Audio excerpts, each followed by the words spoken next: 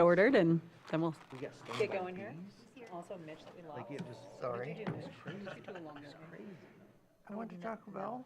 Not my thing. We literally fed you. My We're having a chat after this. We're having a chat after this. What did you have?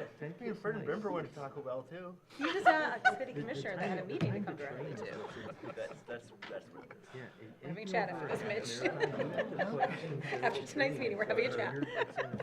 I haven't had a chance to chat with you since trivia was canceled, so maybe it's time. do our 20-mile runs to try and get it done before. No. work or, No. like, Oh, okay. on the They don't let you weekend, walk through a So drive-through. that They we're don't. like be home in That was my time. 21st You birthday. can't People disappear in for front of me 4 now. hours to go do it. Wives don't get happy about that. Spouses, Did you have a marathon party? Well, we've oh got yeah, people yeah, we always did. filing in here. Is everyone It's saying much lunch? more enjoyable if you have somebody. Like, they're all Oh, together. oh yeah. Cool, cool. And so I've got a group of like Well, 5 of see? us that we kind of Karen beat you. I'm 22, and then we I feel like seem she to add perked. another person. Was she at Taco Bell? But too? it's fun. Yeah. We show Okay. up at race day. It's Like, we're all accountability. Apparently should have moved my meeting to Taco Bell. Because if it's just me training by myself, I mean, I'd probably get nothing. Mitch. You miss it. Can't All right, I'm going to call this City Commission special meeting and study session to order for today, Monday, May 11th. All please rise for the Pledge of Allegiance.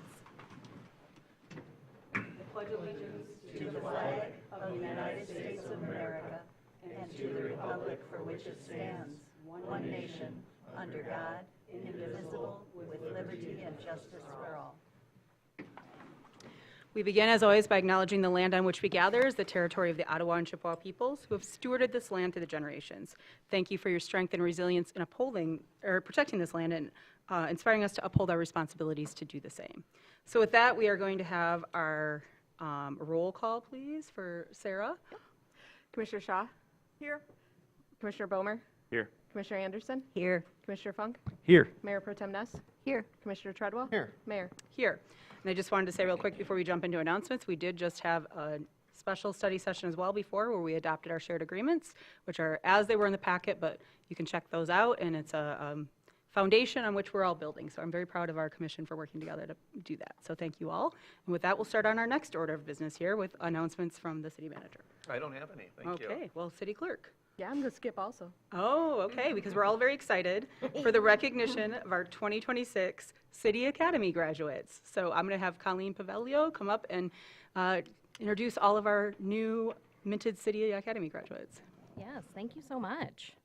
My name is Colleen Pavelio. I am the Director of Communications and Strategic Initiatives, getting used to that longer title. Ben does have an acronym for it, CSI. We'll see if it sticks. Yeah. But thank you so much for having us here tonight to honor the class of 2026 for City Academy. We'll give them a round of applause. Laura, does it feel like a year? Yes. Yes. I bet it does. I bet it does. Well, as many of you know, we kicked off City Academy a few years ago. This is actually the 4th year that we have done this program. And the goal of the program is these 3 items, so knowledge, community relations, and involvement. I'm grateful that I've been able to build a relationship with all these individuals, that they could build a relationship with staff, as well as build relationships with one another. I mean, that's really what it's all about, right? I know that I say my graduates because I feel like I own them, but our graduates from last year, you know, they're still gathering quarterly for some beverages here and there. And so, yeah, that makes me happy to see that everybody is still engaging as community members. Before we get started about the program, I do want to thank the city manager for supporting this program, as well as you, City Commission. This is a program that is put into the budget that you will discuss tonight. And so we really appreciate your support of this program. And we think that the ROI has been great for these citizens of Traverse City. So the class this year represented several neighborhoods, Central, Slabtown, Traverse Heights, Fernwood, Old Town, and the Commons. Thank you so much to David. I like to say he represented the East Side all by himself. So thank you, big representation there. We did shrink the class size down a little this year just to kind of open up the opportunity to have more dialogue. Just for me, it seemed 15 was too much. So we shrunk it down a bit. And it worked out really well. I think we had some good dialogue. The program is 5 weeks, and it's 8 sessions. We did add a little bonus session this year, a lunch and learn with Traverse City Light and Power, so that was a great opportunity. But we did learn about city government, public safety. Here's some great pictures of these guys. Some of them were on a beta bus for the first time, which was great to get them on a beta bus. The water treatment plant, the wastewater treatment plant, city garage.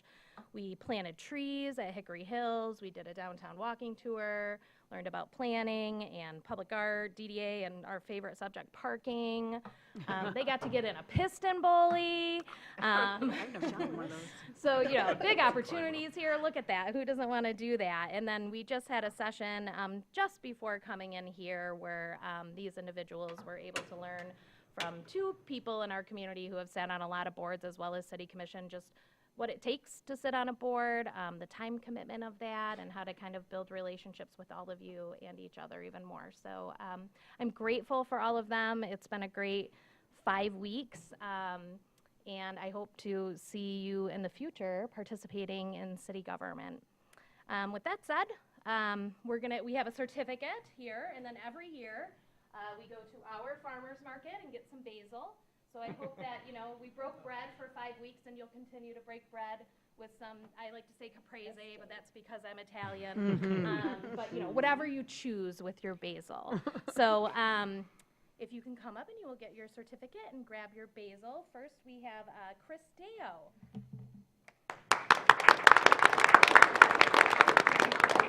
I have to say, Chris does participate on some local boards, Parks and Rec, and then you're also on Hickory Meadows, Hickory Forest. Advisory Committee. Yes, so thank you for all your work. Thank you. Congratulations. Whoops, sorry. Yeah, yes, thank you.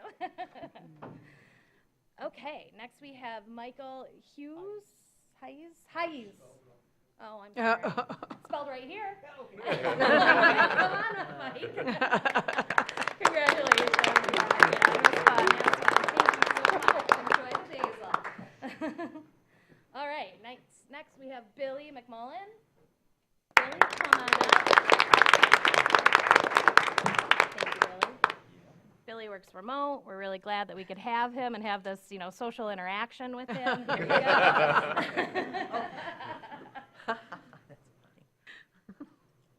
All right, next we have David Richardson. Congratulations, David. Thank you so much. Yep, don't forget your basil. Next we have Thomas Scott. Congratulations, thank you so much for everything, yeah. All right, Winifred Scott. No, Winifred, no, Simpson. Sorry.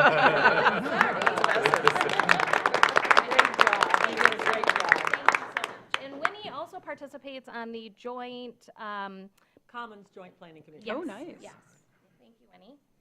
Okay, we have Jill Sterling.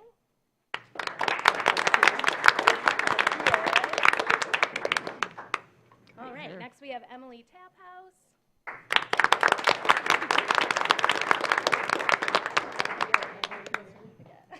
Thank you so much. All right. And lastly, we have, you okay? We have Rick Venner. A familiar face, Rick. Thank you so much, Rick. Yeah. Tom did a great job. Oh. Thanks. All right. Okay.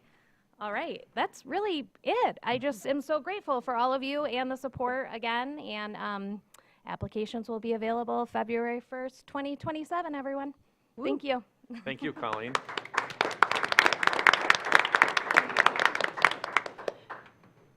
Thank you, Colleen, for always organizing that for us, and thank you for everybody who participates and gives up your time to learn more about city government. Once you've taken that sewage treatment plant tour, you'll never go back from not caring anymore. And we see what happens when people graduate from it on all our boards and even up here. So we look forward to seeing you up on the dais soon. I know, no pressure. No but. pressure. So with that, we'll go ahead and get into our agenda, which I know you will all be sitting here actively waiting for now that you're all engaged, as we discuss our, I'm going to get it wrong all the time, CDBG funding. Got the acronym right this time. So I'll Yes. have you take that off. Thank you. Yes, Leslie Sichterman's our Deputy Planner and Sustainability Coordinator, and she'll provide a brief overview of what is included in the draft plan that is recommended for your adoption. And this is the second of 2 public hearings. And with that, I would like to turn it over to Leslie. Sure, thank you. So this is our 3rd year of our 5-year consolidated plan. This 3rd year represents 370,000 and change in spending. And similar to prior years, it's split between housing goals, community and economic development goals, homelessness, and some program administration. The biggest project called for this year is a sidewalk project, which is a stretch of sidewalk along Garfield Avenue that is the west side of the street opposite the stretch that's being paid for with other funding, so we can have sidewalk on both sides of that street. We were encouraged by our HUD representatives to look for projects like that in the short term to get us through our program administration and to get more projects funded more quickly. But we have other things in the works that we're trying to also fund. This also represents includes some public service spending that is limited to 15% of our total budget. So that's, as in the past, some staffing, but also may include some rental assistance. So anyway, there's a full document. It's been up and available for the public to review for the last 30 days, last 30 days plus. And we also did have some sessions and input with some of the stakeholders that are our subrecipients and also service providers who help to inform this plan. So happy to answer any questions. Do we have questions from the commission? Go ahead, Jackie. Thank you so much for your work on this. I wondered if you could talk us through a little bit of the decision to allocate the largest chunk of funding to the sidewalk project as opposed to rental assistance, for instance. So rental assistance is one of those things that is capped. So we can only spend so much on rental assistance. You know, it's a little bit hard to find the right combination of projects that fit the HUD guidelines that also can be funded and meet our needs. So we have a few ideas for things that might require a little bit more groundwork before we can get them up and running. But this was a project that seemed to fit the bill for this year. Thank you. Other questions? Go ahead, Heather. No questions, but I'd make the motion. I have to do the public hearing before the motion. I know it's a tricky, this is a weird one like that, so. No further questions? Okay, thank you, Leslie. And with that, I will now open our second public hearing. This is following a 30-day comment period, so with that, at this time, would anybody like to speak at the public hearing about the CDBG funding?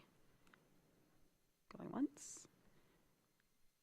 Seeing none, I will close the public hearing, and now I will hand it over to Heather. Okay, well, I actually thought this was a good balance between homelessness issues, housing, and the quality of life for the Traverse Heights neighborhood. So the motion is incredibly short. It says, following the public hearing, I move that we approve the 2026-2027 annual action plan. Support. All right, thank you, Commissioner Shaw and Mayor Pro Tem Ness. Any other comment on this? Seeing none. Any public comment on this? Seeing none, I'll bring it back. All in favor? Aye. Opposed? Motion passes. Thank you all for that. And I agree, Heather, it's a nice balance, so appreciate you making that comment for us. All right, next we have our rubric for our legal services. We did go ahead and put out the RFP, but we wanted to clarify the rubric a little bit more, so we have this before us. So I'll open this up. Lauren, did you want to say anything on it, or? Use your No, mic. I just tried to kind of capture, oh, I'm sorry. I tried to capture the request for a little bit more clarification on the minimum qualifications, and put that as an asterisk. And then, like I said before, I didn't assign any points or anything like that. That's really more up to the city commission. If you want to even use points, you don't have to. You can use it just as, a note-taking tool as well to help you gather your thoughts as you go through the proposals. So I don't have anything else. Go ahead, Ken. I kind of thought that like establishing some sort of point or ranking our number one choice and possible, we don't know how many we're going to see and how many that we would potentially want to interview from all the potential applicants. So I thought possibly putting in some sort of scoring, just if 7 apply, 1 through 7 in all the different categories, and then potentially, and then add all those up and interview the top 3. And I'm just throwing out ideas right now. Sure, I like that. Other ideas before I start summarizing? Yeah. Well, I think I would do, like a clue game, I'm gonna, I'm gonna do my own scoring. Can't everybody do their own scoring? And then then we come back and say, well, these are my top 3.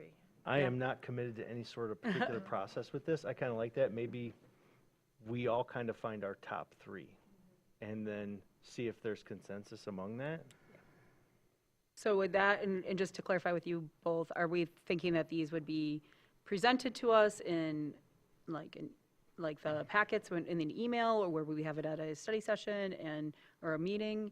I just want to figure out how you want to do that and then move on to a public, would it be, we get the criteria, see how it matches up, all of us rank and send it into, the clerk, and then from there pick the top 3 based on that In a rubric, public or meeting? would you like to more have more Or discussion? discussion. Yeah, go ahead, Jackie.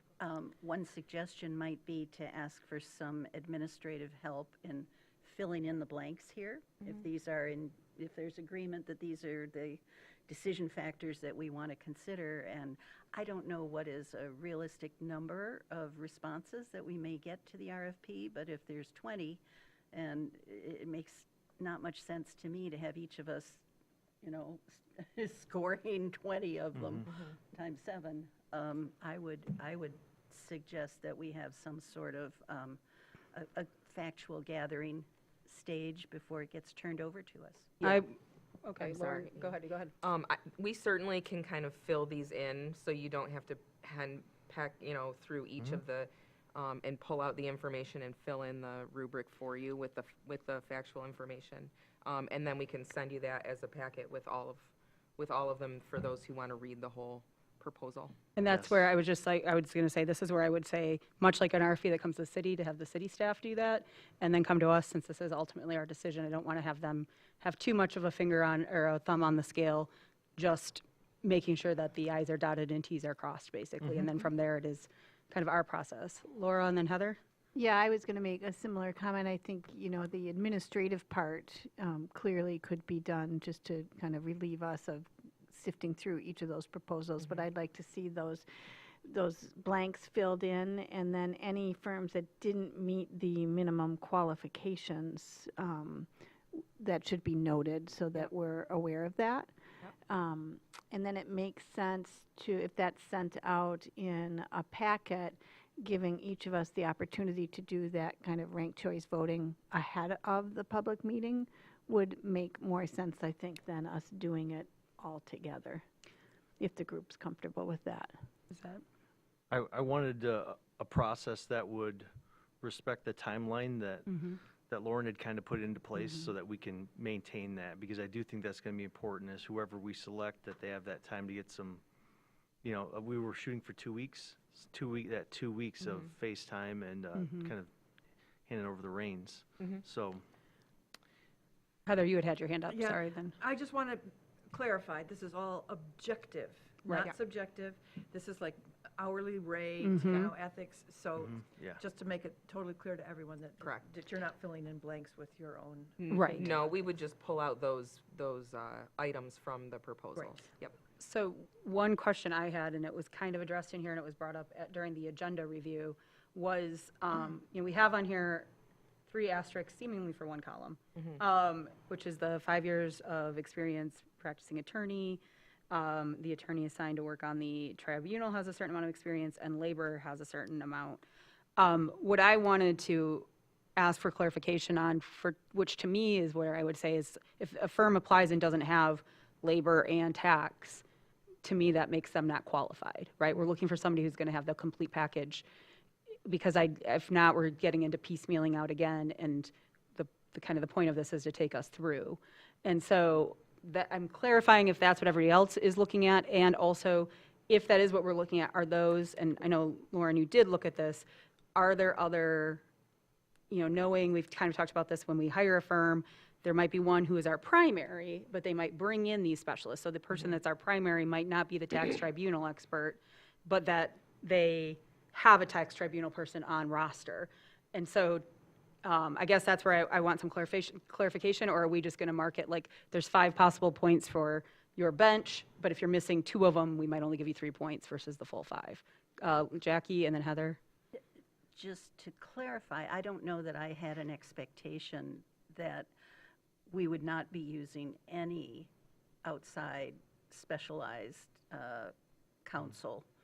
I know, for instance, there's an oil and gas specialist that we aren't likely to be able to replicate within a municipal law firm. So I was envisioning something more flexible, but I'd love to hear from everyone else and see what their thoughts were. Heather, were you going to comment on that too? Or go ahead, you're next up, and then we can go I back. think that all of these things are, whoever's working with us, with the city, even if they're from a firm, they have to have the tax, they have to have the labor, and they have to have the municipal experience too. Municipal's I don't think huge. that we can just have someone who's coming from, it says other government experience. Well, I think municipal experience is. Okay.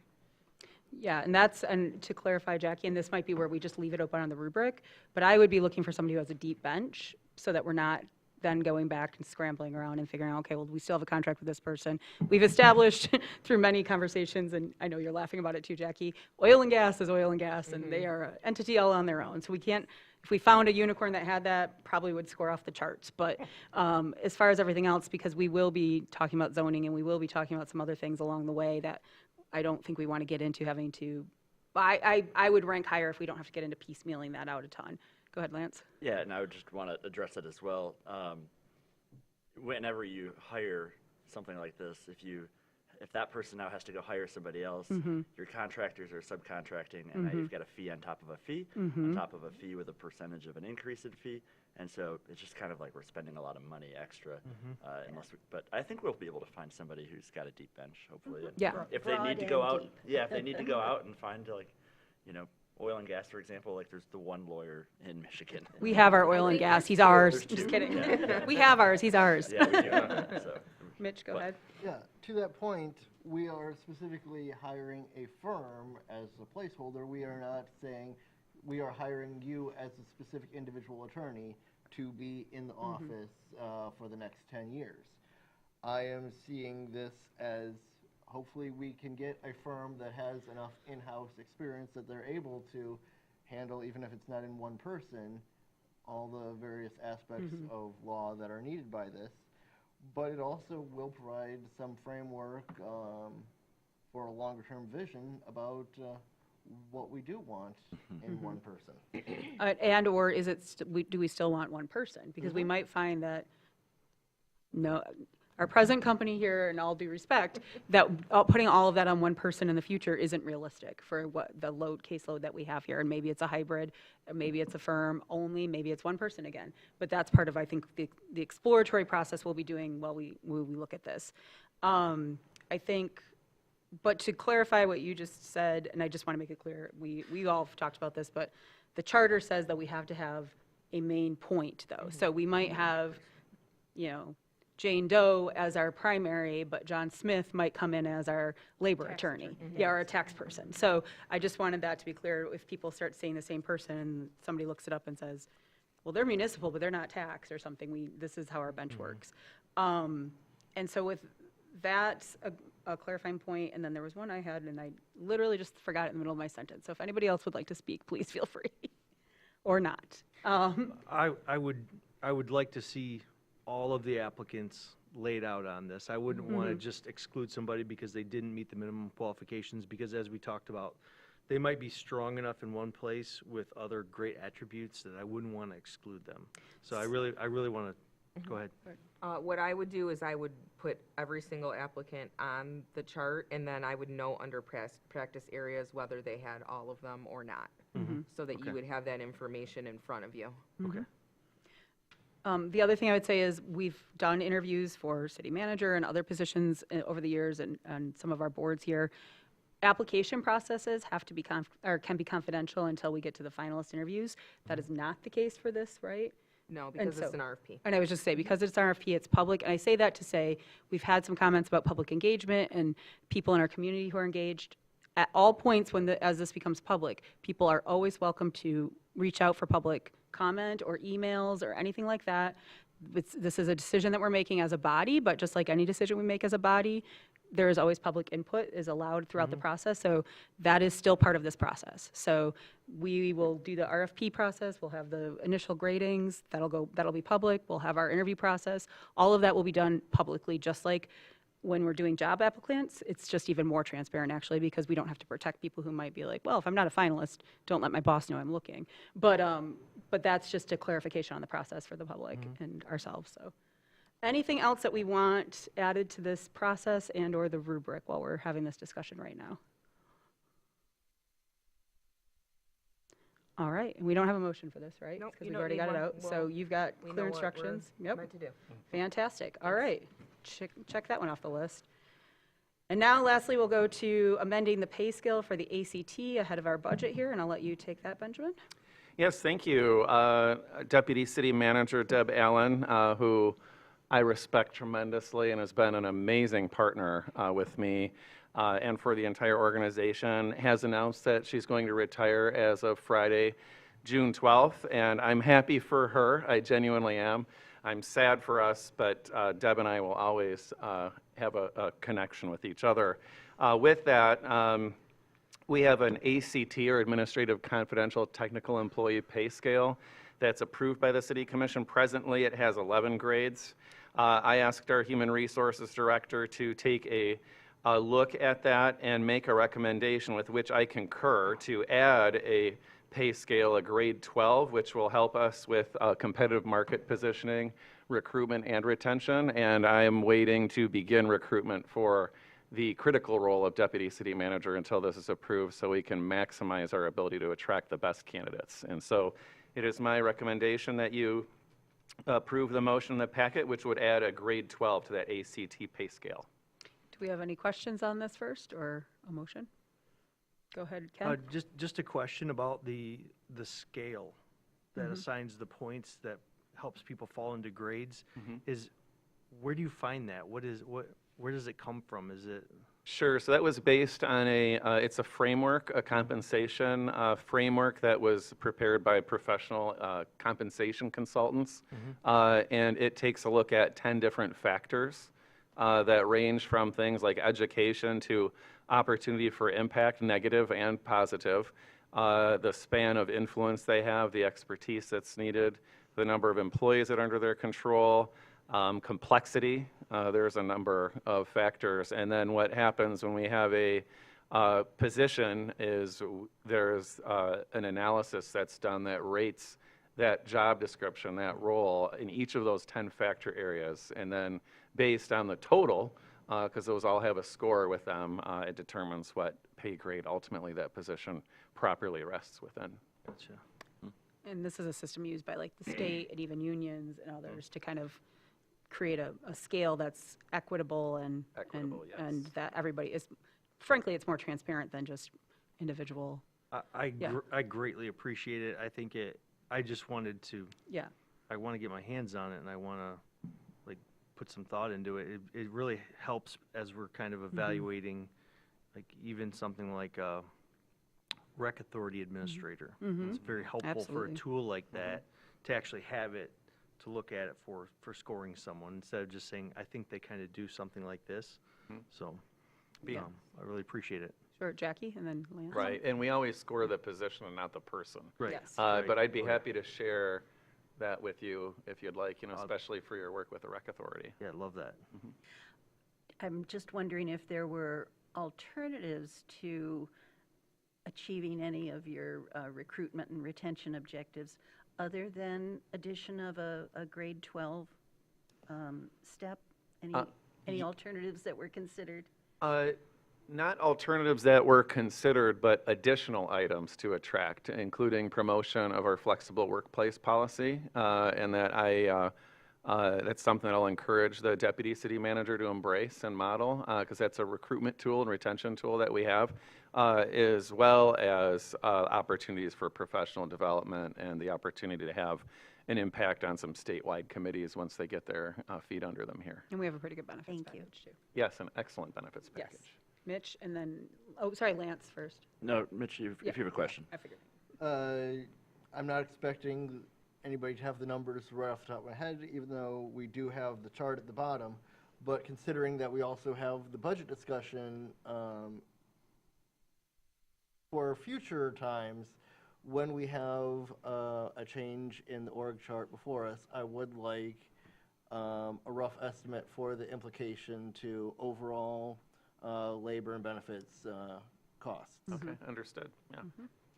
I mean, That if makes somebody sense. has the number about what don't. this impacts, then that'd be great, but I don't think they do. No, and part of it also depends, I mean, it would be a minimum or maximum impact is what I'd Yes. present, because it depends on where they fall on the, because once a pay scale is established, they can be placed at any step within that pay scale as Yes. determined appropriate. Lance? Yes. Let me get back to this. I know. I move that the city commission approve the addition of grade 12. Second. Sorry, that was Heather? Yep. Great. Any further comment on this? Being- One of the, go I ahead. was just, No, real go ahead. quick. One of the things that we've recognized over time is that it's really a crazy concept, but it makes a lot of sense, is if, in order to move up your employees at the bottom, you have to move up the top too. And it's something that I've seen it done, I recognized it, and I understood the process behind it. So this makes sense, even though it doesn't feel right. Let's pay the people at the top when we really rely on the people at the bottom the most.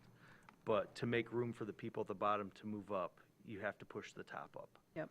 So I think it makes sense. And acknowledging the expertise and knowledge of the people that have moved up. too. Oh, yeah, they're great. And, and also the fact that we are one of the most expensive cities to live in Yes. in the state of Michigan. Absolutely. Any public comment on this item? Seeing none, I'll bring it back. All in favor? Aye. Opposed? Thank you. Motion passes. Yeah, wonderful. Getting the business humming along here. All right, so we have special meeting public comment.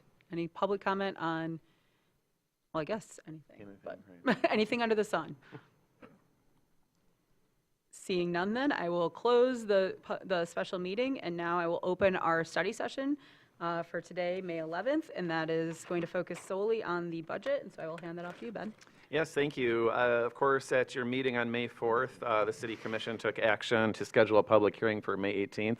That's on the proposed budget for the city, for Traverse City Light and Power and the Downtown Development Authority, as well as the related tax levies. Of course, Light and Power is not part of that mix. But the City Commission can adopt the budgets as soon as next Monday, May 18th, which is the public hearing, but no later than Monday, June 1st.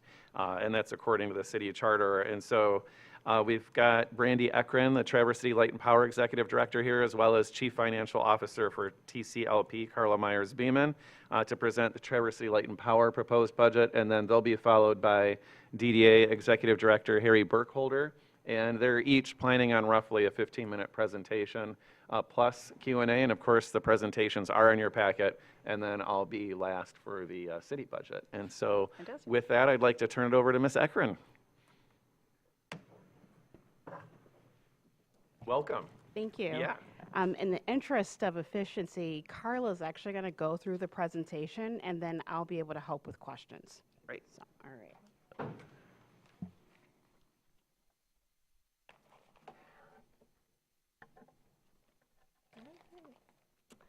I just want to start out in thanking you for the opportunity to present Traverse City Light Power's 26-27 budget.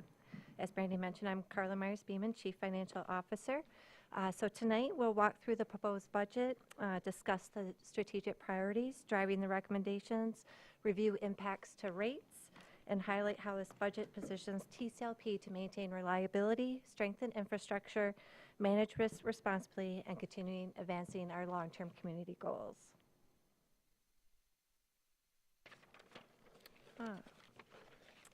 So before we begin, I'd like to recognize the governance and leadership teams that help guide TCLP, strategic direction and oversight.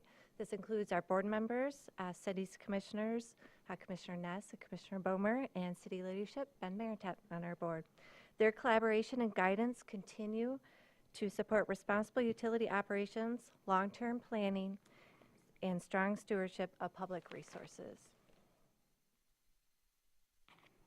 Next, I would just like to touch on our budget approach. We utilize this budget approach each year. For stable operational costs, we develop using historical budgeting methods. While new initiatives and discretionary spending, we evaluate using zero-based budgeting principles, so basically starting from zero. We also incorporate risk-based prioritization to focus on investments in infrastructure reliability, cybersecurity, and operational resiliency. Finally, the budget reflects strategic investments aligned with our strategic plan with long-term utility objectives, including reliability, clean energy goals, customer programs, and fiber expansion. Overall, this approach balances fiscal responsibility with the need to continue investing in critical utility services and future system needs. So real high level, what changed, why, and what does it mean for rates and risk? First, we are proposing several strategically aligned positions to support initiatives adopted through this strategic plan. These additions are focused on long-term organizational sustainability and operation support, and there was inclusion of 6 positions. Second, we are budgeting purchase power conservatively to continue volatility in the regional energy market. This is created by weather conditions. I'm not sure if you remember the January storm, but energy increased to $1,000 per megawatt hour when it's usually around $30 to $50. Transition to energy resources. I mean, we all see the coal plants decommissioning and battery storage increasing. And then significant new load additions where data centers are popping up across the nation. This budget also includes funding for a demand response program, which aligns both with system reliability objectives and the climate action plan that was issued in 2023. In addition, we continue to comply with state of Michigan energy optimization requirements. And with that, we're investing in expanded customer education and outreach efforts. We're also continuing to strengthen operational resiliency through investments in software system, monitoring tools, insurance coverage, and preventative maintenance programs. With this budget, we are proposing a 5% base rate increase to address the utility financial needs. Although it doesn't close the small current deficit that's shown in the budget, it does help to near-term affordability with a plan that you'll see in the cash flow of future incremental adjustments in future years. We do a cost of service study every 5 years to help us plan those rates increases. We look at those each year and kind of true those up. With the next cost of service study in 27-28, we are looking at doing multi-year adjustments so we can come to you and let you know the rate increases for possibly over the next 2 years. And this will help for better planning for especially our commercial industrial rate class. So we'll move into operating revenues. This is a slide that I show every year. It shows our utility sales on top and our purchase power costs. We have a rate, which is the power service cost recovery rate. So when our wholesale costs increase, we pass that on to the customer. If our wholesale costs decrease, we pass that on to our customer. So you should see our utility sales and purchase power costs be parallel with each other, which this graph shows. On the right-hand side is our average PCR rate. It is just a component of our total rate. You can see it's increasing based on what I kind of just touched on that's happening in the energy industry that we're budgeting conservatively for. So in 25-26, we actually budgeted the average PCR rate to 0.017. It reflected a conservative budget. So you see an increase in 26-27 of 0.02. I don't think we'll reach that, but we do take a conservative approach with our purchase power costs.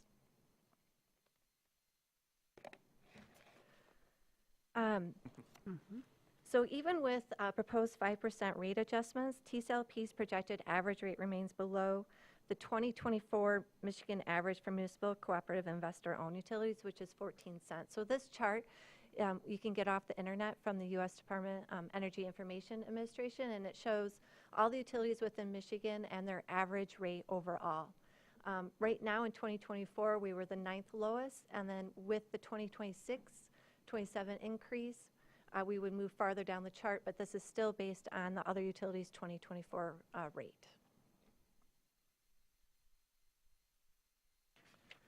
So kind of breaking down our kilowatt hour charge, we have the power supply costs at 8.46 cents, and then our capital operating costs at 4.45 cents. So the 4.45 cents includes distribution infrastructure, information systems, customer service, administration, public service functions, and capital investment.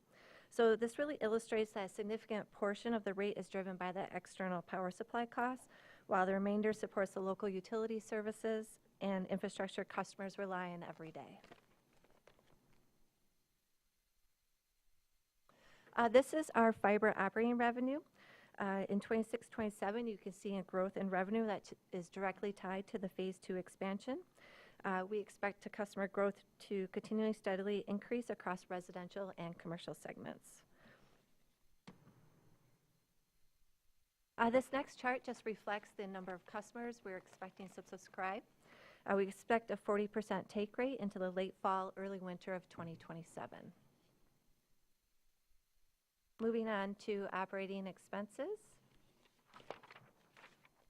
The Light and Power Board earlier this year approved a decarbonization policy. So our goal is 60% clean energy by 2035 and 100% by 2040. So we're well on our way. In the 26-27 fiscal year, we have 31% of our portfolio is solar energy. You'll see several projects through MPPA, and then we have some direct contracts, the M72 solar is an example. And then our wind energy represents 10% of our purchase power portfolio. The next slide shows our thermal resources over renewable. So our renewable portion increases to 44.7. So we also have some landfill, which makes up the solar and wind. A couple items of note are the Bell River coal plant that we participate in. There's 2 plants. The first plant converted to a natural gas peaker in September 2025, and the second plant is expected to convert to a gas peaker plant in September 2026. And then during this budget year, we will have the Hart Solar come online in September of 2026. Excuse me. Electric operating expenses. Overall, you can see we remain relatively stable from over the 3 past years. Distribution expense in 24-25 relates to a sustainable campus feasibility study, which was included in our capital plan. Our generation costs, which is the 3rd bar over, that increases slightly over the years, just a reallocation of personnel costs. Customer service, which is the 4th bar, that increase relating to the expansion of Hall Street, along with the customer experience study. And then we are the absorption of the utilization of credit card fees that continues to grow. The 5th bar, which is public service, that continues to grow due to increased energy optimization and electrification initiatives. Information systems, which is the dark gray, that increased due to increased staffing for cybersecurity and resilience within that department. And the last one, second to last, general administration.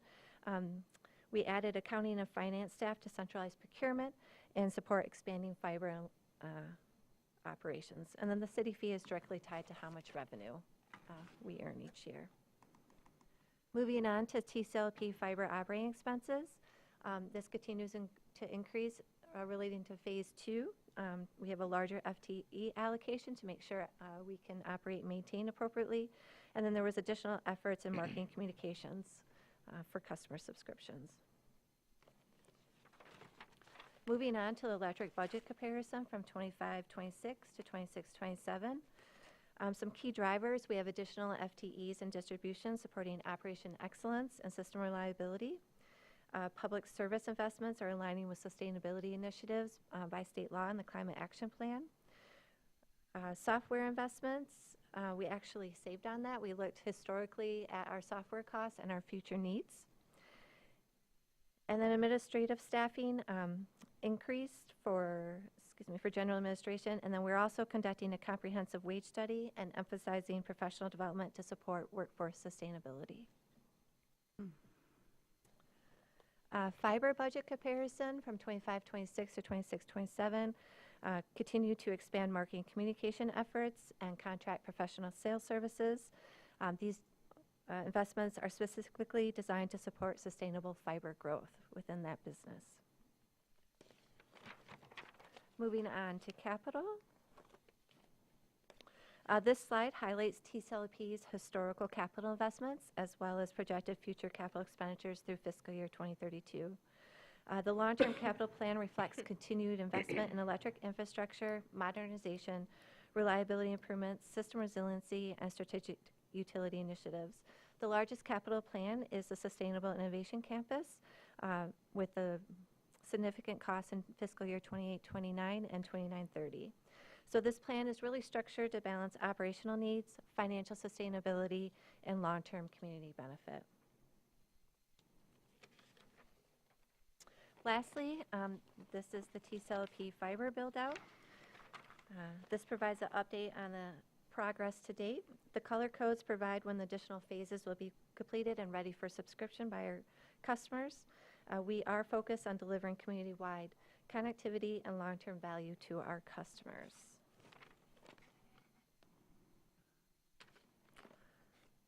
Hopefully, with this budget presentation, you learn that we are continuing to maintain system reliability, advance our strategic plan, proactively manage energy market risks, strengthen cybersecurity and operational resilience, expand fiber services, support workforce sustainability, and keep rates below state averages. As a team, it really reflects careful planning, conservative forecasting, and long-term financial stewardship. Thank you, and we'd be happy to answer any questions. I had one quick one, well, two quick ones actually. So one, by the map I'm looking at, the fiber build-out forecasted by the end of summer is what I'm seeing. For all the neighborhoods on here are either in green, which is May, yellow in June, or red by the end of summer. Just to clarify that I get that question asked a lot, so just wanted to show everybody the maps there. It's in the packet, it's publicly out there. We're rolling along and it's really exciting, so. Yep, that is accurate. We're trying to under-promise and over-deliver. That's right. Yeah. No, it's perfect. And then I did have another question really quick. Bell River, there was at one point, I think about a year ago, or last I heard of it, there was some federal fighting of us closing down or switching over some of the plants. Has that eased off? And I saw that the projection is by September of 2026, so that is still on pace to be switching from coal only. I'm not sure about Bell River. I think you're talking about Campbell, President. Oh, you're right. I was thinking about Campbell. Sorry. Is that still under discussion? So there is a DOE order, and it's continuing operating. So it operates for every 90 days. Okay. So it's continuing to operate. Okay. Appreciate that. That's out of your hands, but thank you for the update. Other questions? Go ahead, Heather. Yeah, I had one in advance, and it was about, I misstated it the first time.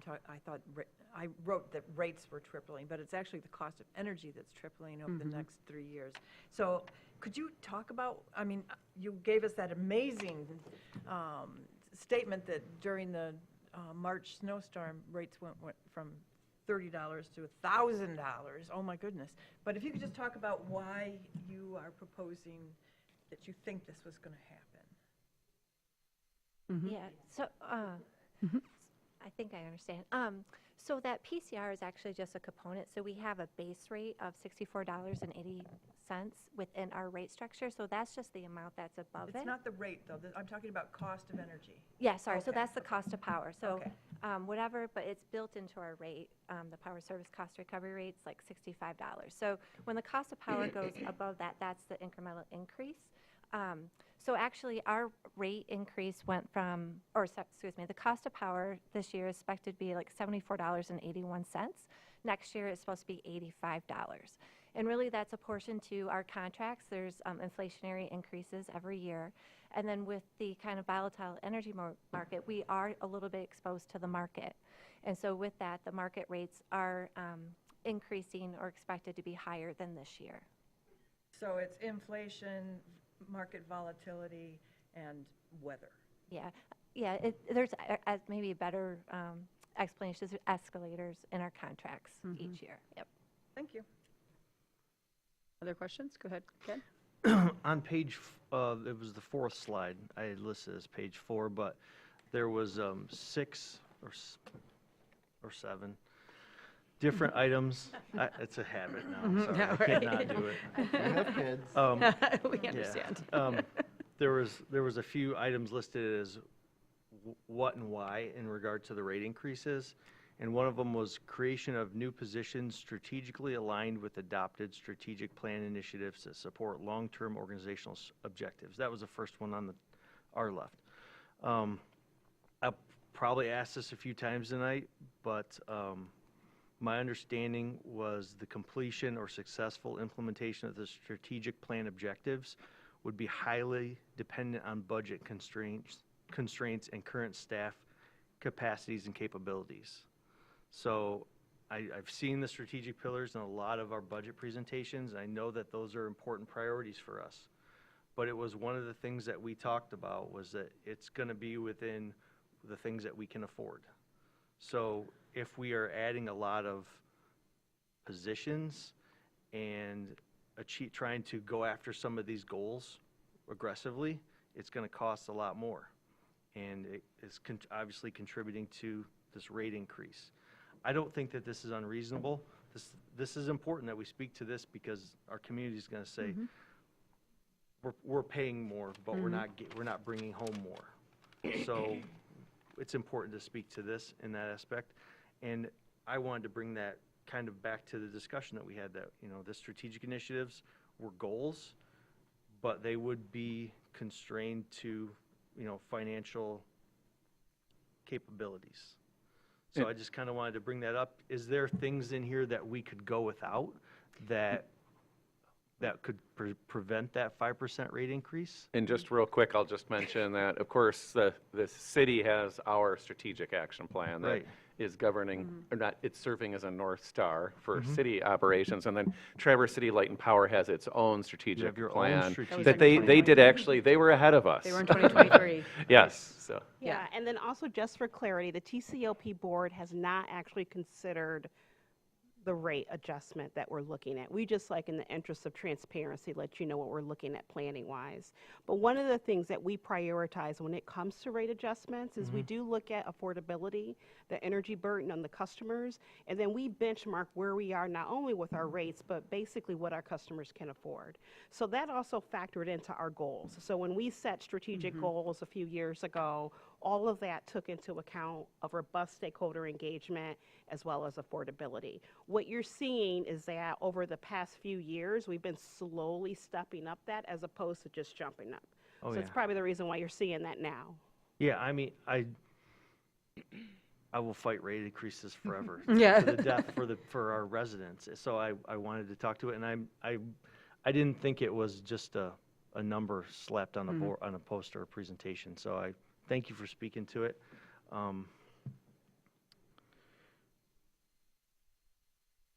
I guess we did kind of mention the fiber. I hope that this will be the last budget presentation where we talk about the implementation of fiber, because it's been Rolled It'll out. just be that it's been Roll out. implemented. I really hope that we get it wrapped up this time, because it's It's a big project, and I they've, know it's a big project, and I remember the conversation, it was something that we had to do. It's something that, as part of the smart grid, that we needed to do. I just hope that we can put a bow on that thing, and yeah. this is the last one. It's exciting. Mitch, go ahead. Yeah. I'm going to push back against some of what Commissioner Funk just said and said that, yes, 5% is an increase. It's a proposed increase. It hasn't been cooked in yet. But not only, yes, it is an increase. Yes, it is a bit above the rate of inflation currently. But not only are our current rates lower than the state average, that is a lower increase than I have heard from most other utilities that have been, especially if they found themselves a little more liable for some of the risks of the weather events that we have seen in the last 15 months, are looking at double-digit rate increases. Right now, Presque Isle Gas and Electric has a $20, $30 surcharge on every single bill every single month. And that's just because they have a frankly unsustainable debt load from the ice storm damage. Yes, there is state and federal money that will help defray those costs for the utilities, and that will also help TC Lane Power to be more resilient and our electrical partners. But I see this as a win for Traverse City that you're able to keep the increase that small. I'll make certain that when the TCOP board does consider the rate adjustment, we factor in what's going on with the other utilities. That's a good fact point. Other questions or comments right now? Go ahead, Jackie. I was interested to note where Traverse City Light and Power falls on the rate comparison slide. And I know that the data that you're using here is from 2024, so there's a lag period. Am I recalling correctly that in last year's budget presentation, we were a bit like number 3 in the state for low rates as opposed to number 9, or have we shifted that much? And if so, what do you expect coming forward? Yes, we were third at one time. You have to understand, like those top 10, there's not much difference between us. Yeah. So we did migrate to 9. To be honest, I think we'll probably stay right where we are when the 2026 data comes out. I think we'll probably, the blue line is where we are on the 2024 data, and then we're 9th from the top, as I mentioned earlier. But I think we'll probably stay right in that range, to be honest, because all utilities are having the same impacts as we are. Thank you. Any other? Well, you still have the floor, Jackie. Go ahead. Oh, great. Well, another rate question then.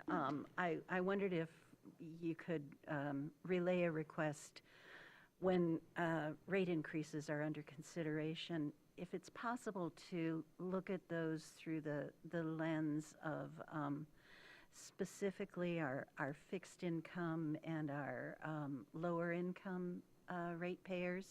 If they, I'm starting to get some feedback that particularly for those on fixed income, that some of the time of day, time of use rates have perhaps been impacting that portion of our ratepayers more significantly than those who are still in their work outside the home years. So if that could be part of the analysis, I would be really grateful for that. Yeah, so last year in our budget and this year we have what is called a Customer Cares Program. It's been a little bit difficult to get it launched, but we're going to launch it very soon. And so that will help address those people that are on fixed income, where we can, help them supplement their funds to be used towards their electric bills. And that's what our plans for the future. Yeah, and that's one of those strategic initiatives that adds value. So that's what we're funding and we're investing in. The other thing that we do, and just as a refresher, because I feel like we go through this almost every year, Carla does an excellent job of also communicating what the average bill impact is when we get to that point for the TCO board consideration. And then we are continuously observing and monitoring where customers are, not only on their ability to pay the bills, but also what their points are with their struggling. So if there is an opportunity to provide some referrals, whether they fit with some particular program, we do that on, I'm going to say even on a daily basis. So we do have that lens, but I'll make certain that we clarify that we do that when we do our presentation. Thank you. Anything else? Mitch? Yes, on a forward-looking perspective, you did point to the volatility that we have seen dramatically increase over the last years, but there's been volatility in the energy sector for decades. Do you feel that we have seen, in the short term, volatility in notably oil and gas, but throughout all thermal fuels, but the tariffs that have been on-off for years have had significant impacts on wind and solar installations. So has the transition from more thermal fuels to more renewables either protected us or made us more susceptible to that volatility? I'll definitely let Carla fill in some details where I may miss the point, but I do believe our renewable portfolio investment was something that actually, I would say, insulated us from some of this market volatility. So there's value there. The other piece just to keep in mind is when you hear about tariffs and other things that are happening politically within the market, there is a little bit of a lag before it eventually hits the rate base. So one of the things that we definitely do with that PCR, and it's just something to keep in mind, Carla talked about the pass-through, but it's a 12-month rolling average pass-through. So we smooth those impacts for the customer over the year to allow it so that they're not spiking as much as we may see that happening in the market. But the direct answer to your question, I believe that our renewable portfolio actually worked in our favor. Good to hear. Anything else? Oh, good. I would, and actually to that point, Brandy, thank you, because I was going to say, as everybody's kind of asked their questions, that first, I want to thank Lance and Laura, the current board, Brandy, and both of you, and the whole team, because I remember when we passed the 2040 goal about, what was it, 8 years ago, that everybody said, you guys are never going to be able to do that. That's not where nothing's there. We did that as a leap of faith of technology's advancing, the demand is changing, and to see you all kind of completing that portfolio and pushing it forward is amazing to see. But I also was going to say, I appreciate you bringing that up, that part of the reason when we were investing in the alternative energies was the conversation we had of this makes us less reliant on some of the volatile markets. And so unfortunately, we're seeing it bear out right now for everyone and all the energy costs, but I just want to thank you both for, Brandy, you've led very well, and Carla, you've been behind the numbers for as long as I've been on the Lane Power Board, and the whole team, so including our current representatives and our past, for putting us in a much better position than we could be right now, and for having that vision that's kind of becoming realized that we weren't 100% sure would be, so thank you for that. Thank you. Thank you. Anything else, anybody? All right, thank you so much. We'll keep rolling around to the DDA then.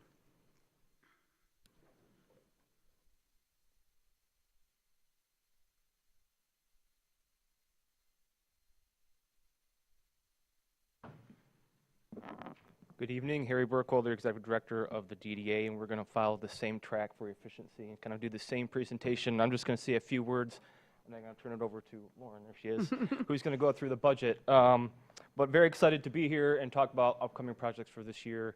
As you know, we are governed by a 9-member board, which you appoint. The mayor sits on that board, and we have a really great mixture of people who live in downtown, own property in downtown, or have businesses in downtown.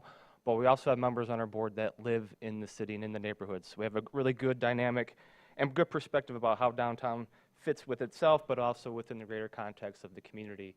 In terms of what we look at as part of our budget considerations, really it's what the DDA does. It's two main things. The first one is implement and contribute to physical public infrastructure projects in partnership with the city. As I always mention in these presentations, we are a component unit.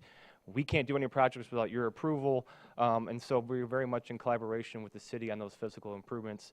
The other thing the DDA really focuses on is providing programs and services to help maintain and advance downtown to the future. All the clean and green programs and the beautification and streetscaping are all part of those services, along with trash removal and the service agreement that we have with the city that Lauren will talk about. Those are all designed to really make downtown function on a day-to-day basis and then also into the future. And then we've been part of the conversations with city staff and city leadership for quite some time. It is part of the city's capital improvement planning process, but also looking at the recently approved city strategic action plans and the OKRs that you're working with. As I mentioned before, we have a series of financial obligations and services every year that are part of our considerations. One of the biggest one is the service agreement with the city that provides services from city staff into the downtown district. We do have our own capital improvement and service priorities that we've been talking about as a DDA for the last couple of years. And those are evidenced by some of the projects that we've been working on.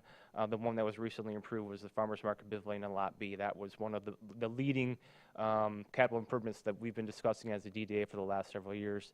And then the guiding principles, which you see here on the screen, which were developed as part of the Moving Downtown Forward planning process back in 2022, which is a very large collaborative community engagement process to talk about the future and the vision for downtown. Those are our guiding principles. So the work that we're doing should fit in at least one, if not all 5 of those guiding principles, along with the other actions that are identified in your strategic plan. With that, I'm going to turn it over to Lauren.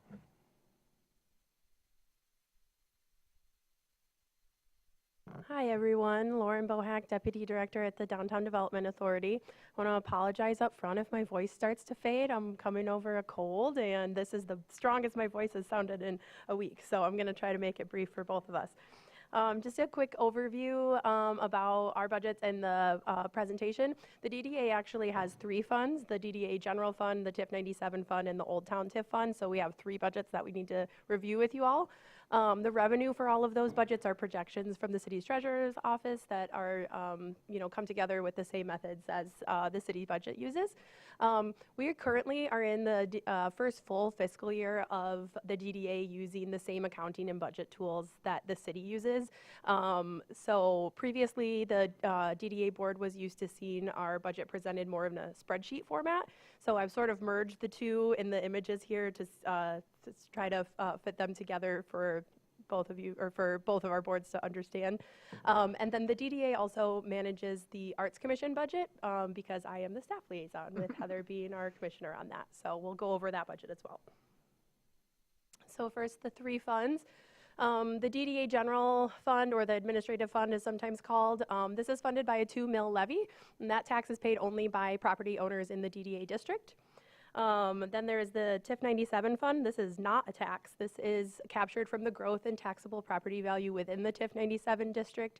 It only captures from the TIF 97 district, and it can only be spent on public infrastructure and services in the TIF 97 district. Same goes for the Old Town TIF fund. It's captured the same way, captured only in that district, and can only be spent in that district. The map shows the TIF 97 district and the Old Town TIF district, and those make up the DDA district entirely. There's no DDA part outside of those districts. This is just our overview of the general fund, with the overview on the left, and then the revenue in the green and the expenditures in the red. And the pie chart shows the way that you all are used to seeing the city budget in the city system. So grants make up the majority of the general fund's revenue, with the next biggest revenue source being from the TIF 97 and Old Town TIF administrative fees, as well as a reimbursement from the Downtown Traverse City Association, which is the Downtown Merchant Association nonprofit that we partner with. The 2 mil levy brings in just over $125,000. It's projected this year, so just 5% of the DDA General Fund. We also collect booth fees and food assistance program reimbursements for the Sarah Hardy Farmers Market. That counts as revenue in the general fund budget. So zooming in on those grants that make up the majority of this budget, we have 3 grants that we are awarded at the moment.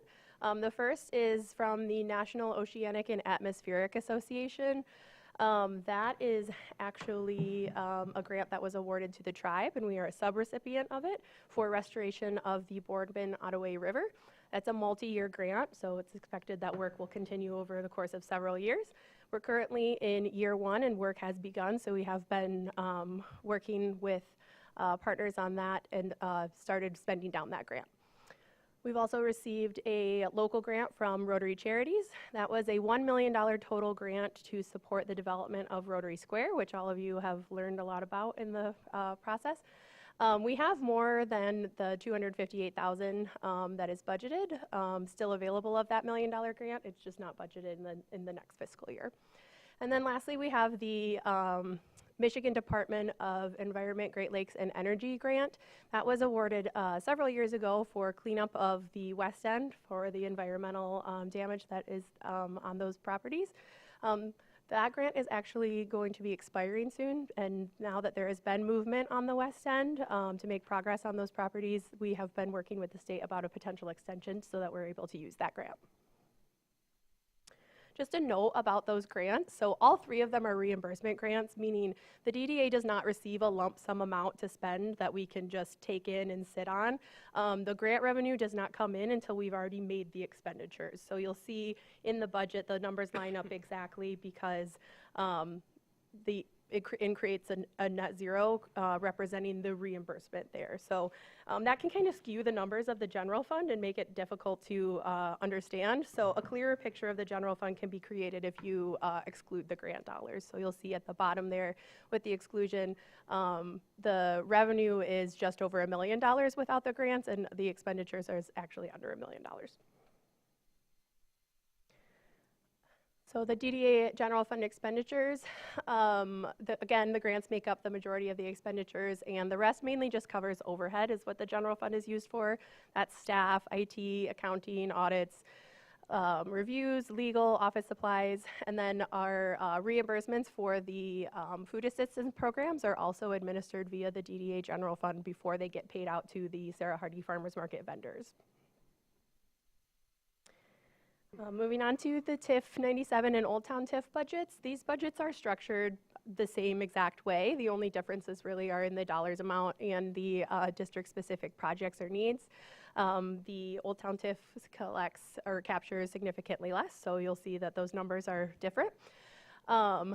We organize these budgets in sort of 4 different categories: running downtown, building and maintaining downtown, transforming downtown, and activating downtown and growing business. This colorful sheet that you see here on this page is how we organize and sort of break down each of those for the DDA board.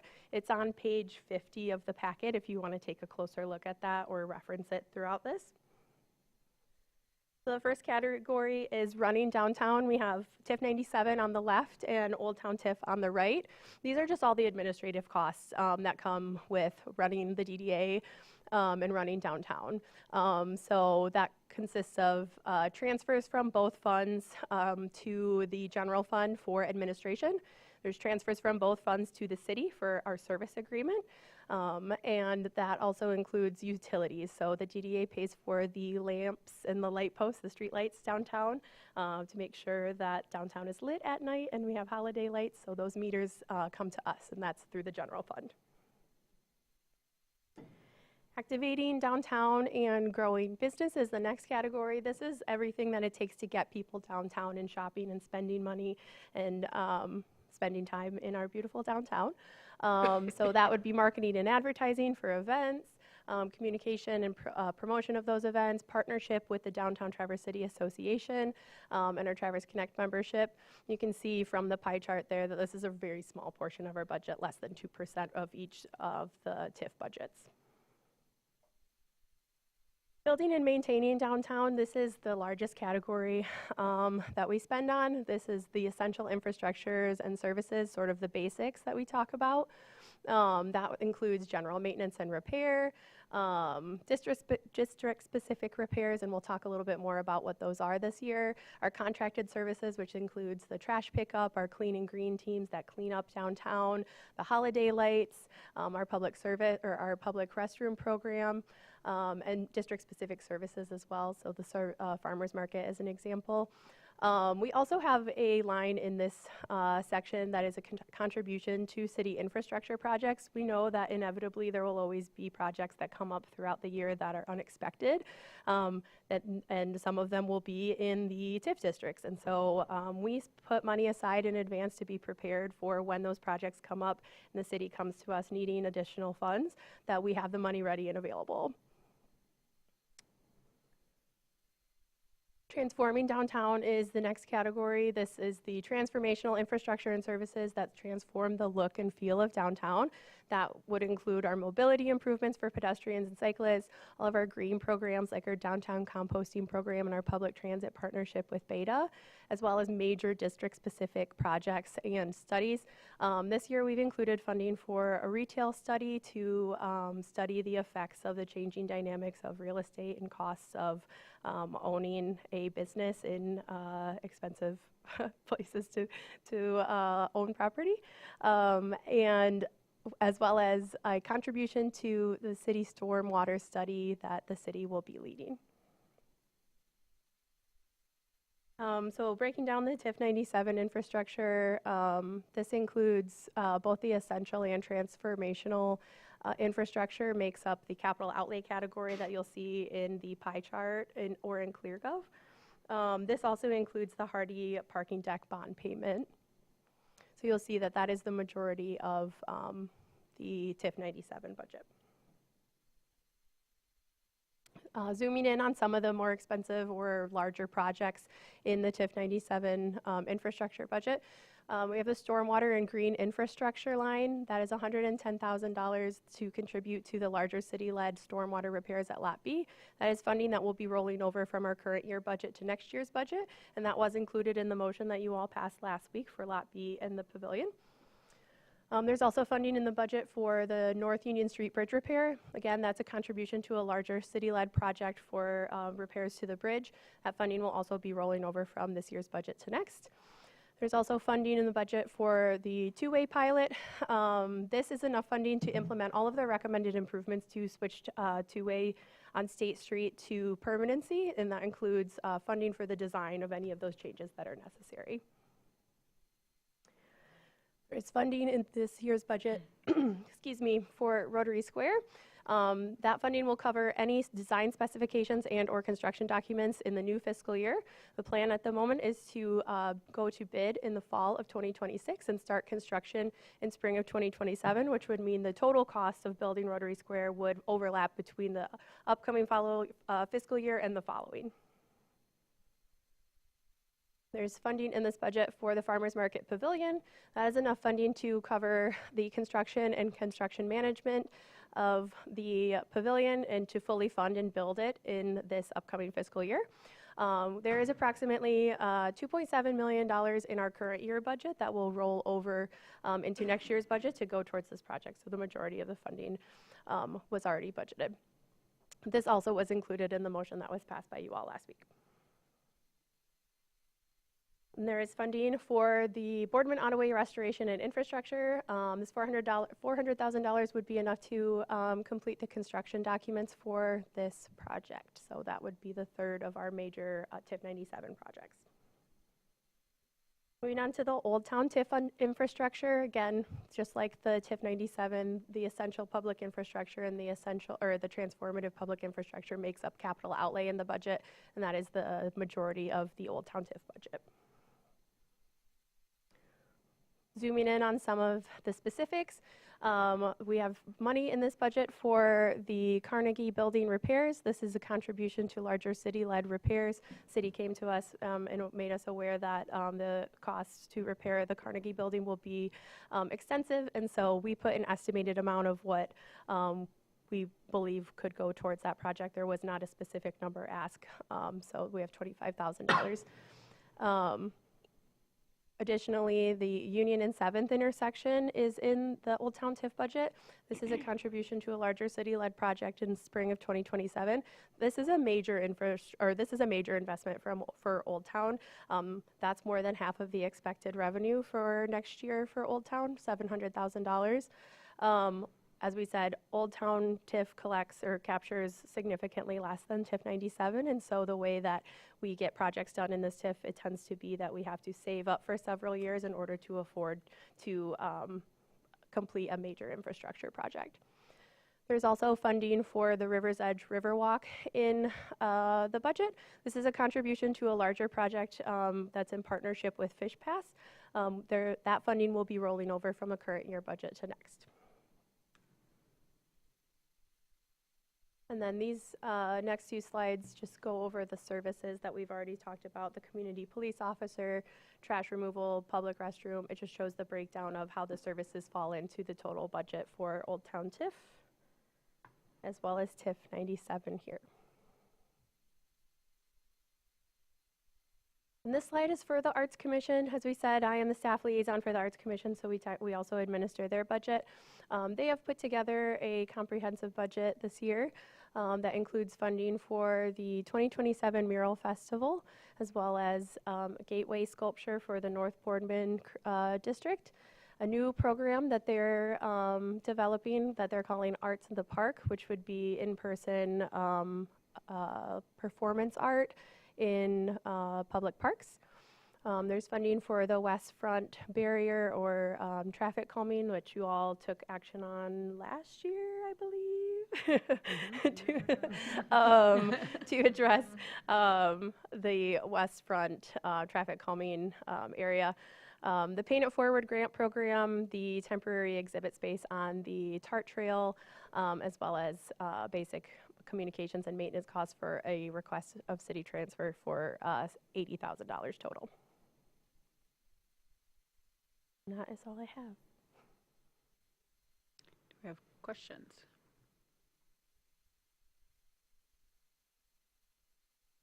Jackie, go ahead. I waited for you to finish writing your notes.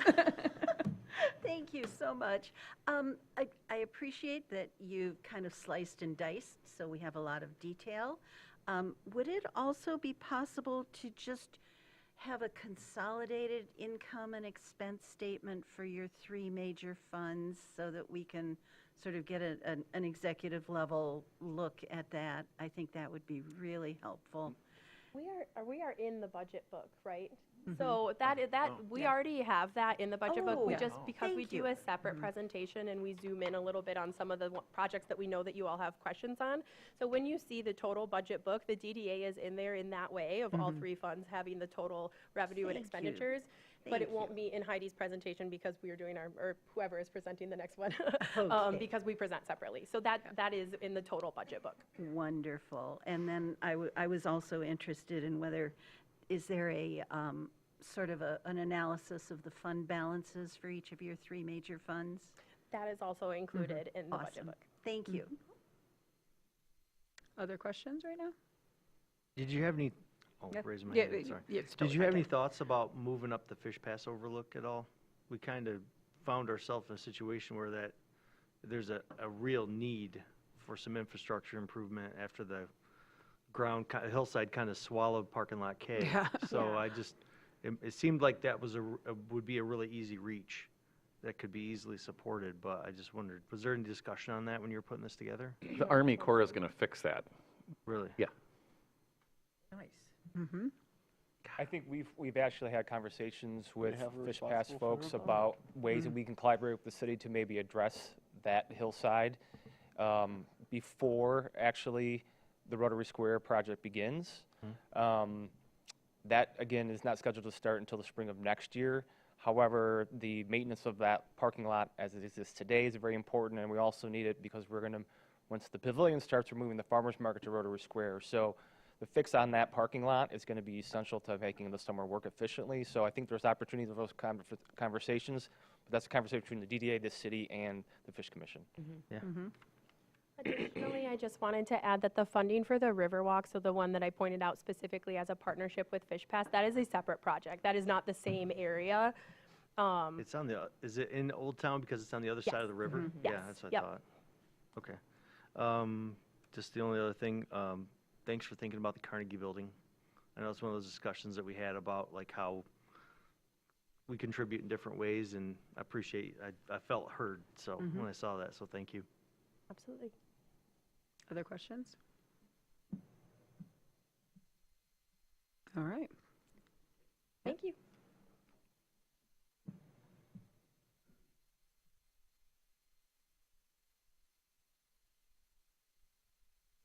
All right, Heidi Sheppy, our City Treasurer Finance Director, is going to join me up here. Thank you, Heidi. Let me make sure this is working. It is awesome.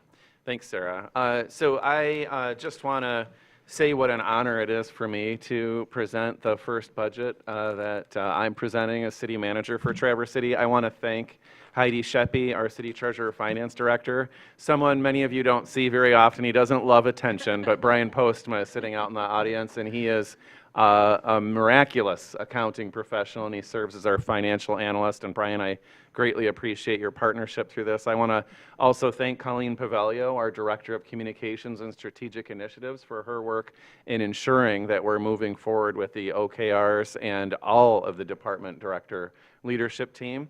And so I also wanted to acknowledge that I received a number of questions from the city commissioners in writing, 52 of them in total, and I submitted a memo electronically to the commission today with those responses. They are published. That memo is published on the city's website under that budget page, so folks can see all of those questions. And I just want to ground us in the fact that this budget reflects a continued commitment to transparency, commitment to our strategic action plan. It's community-centered, and it aligns our financial resources with core services, infrastructure needs, and community priorities. And it also reflects a broader organizational focus this year, and for the first time ever in Traverse City's history, it is informed substantially by the city's first ever strategic action plan, which was developed based on robust community input. I believe we had over 1,300 responses, for instance, to surveys that informed that strategic action plan. And so with that, our budget framework is designed to align financial resources, as I said, with core services, infrastructure, community priorities, while balancing service delivery with long-term sustainability. And it's important to note this isn't a standalone document. It's integrated with a capital improvement plan, the objectives and key results work plan, and ongoing audit and financial review processes. And this structure, which is on the screen, ensures accountability and alignment across all areas of city operations, and it supports directly the implementation of the strategic action plan through measurable outcomes. This slide highlights general fund expenditures. As shown, nearly 50% of the general fund expenditures are dedicated to public safety, including police and fire. That is typical for municipal budgets. This next slide identifies revenue and expenditure trends, and it reflects the city's ongoing commitment to emergency response, community safety, and essential service delivery, which remains the foundation of our operations. For just to drive it home, the city's reason for existing is to provide for public health, safety, and welfare. We have taken a conservative approach when budgeting revenues, and departments have consistently done a strong job in managing expenditures within their approved budgets. One important factor to note is that we are required to budget for all approved positions. However, there's usually some lag time in filling those. So that has an impact as that lag's normally historically a little bit behind and results in year-end savings and an increase in our fund balance. Also in this budget, we've taken a more proactive approach by quantifying anticipated savings and unfilled positions and incorporating that into our projections. This goal is to better align our budgeted expenditures with spending, actual spending, I should say, and reduce structural growth in our fund balance. And it's also important to note that this budget reflects the planned hiring of fire personnel. The goal is to have those positions, this is all for the ALS service that was approved by voters, is a millage in 2023. We expect to have all those positions filled within this fiscal year. But this budget reflects all of them being filled by July 1st, so those expenditures will come in below budget. I want to talk a little bit about personnel cost pressures.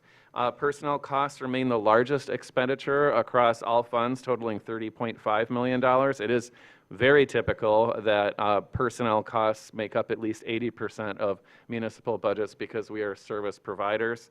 Like many municipalities, we continue to face a highly competitive labor market, along with recruitment and retention challenges. And as Commissioner Bomer referenced earlier, of course, this is a very expensive community and area within which to live.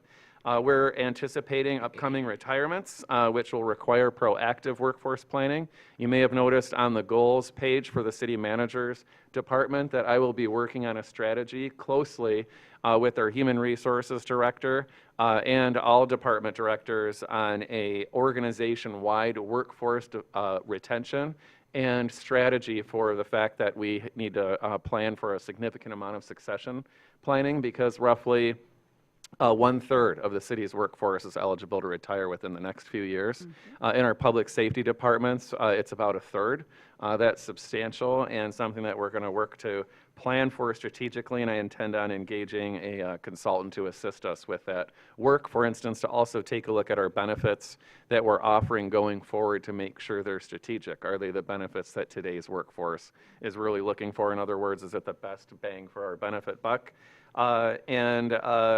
I also wanted to mention that a recent news media article articulated that in 2016, the city had 152 full-time employees, and that there's now 198.5. The reason for that, largely, is because we have 14, for instance, employees in parking services that used to all be DDA employees. Those were absorbed into the city's budget. And then also the voters approved in 2023 a millage to provide for ALS services. So a lot of those ads are because of ALS service providers. And then also our police department has added 2 social workers to the police department that are largely funded by grant dollars. And then the additional ads to the police department just brought us back to where we were right around 2007, 2008. So that maybe sounded more dramatic than it really is with that context. I wanted to provide that important context for the commission and the community. Also, this next slide talks about financial discipline. There are no new positions requested this year. I have reallocated some FTEs that have left or are leaving to other departments. For instance, there is one being repurposed to go to the Parks and Recreation Department, and another that is going to the Communications and Strategic Initiatives Department. I will continue to look across the organization as we have attrition to see if we need to replace that FTE or reallocate it somewhere else or just not fill it.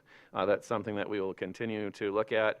But again, there are no new positions recommended for this year, and I've worked to reallocate existing FTE headcount in other places of the organization that's aligned with our strategic priorities.